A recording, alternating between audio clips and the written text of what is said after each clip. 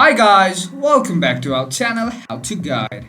In today's video, I'm going to show you how to log into your Virgin Bank account. So, without further ado, let's jump right into the video.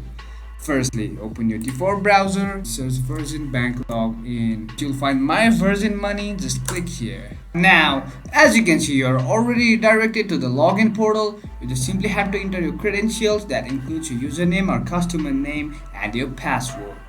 After hitting username or customer name, you can click continue and hit your password and log in. That's how you log into your Virgin Bank account.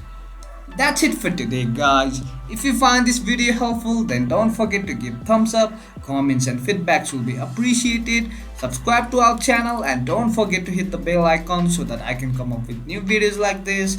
Until then, have a great time and thank you for watching.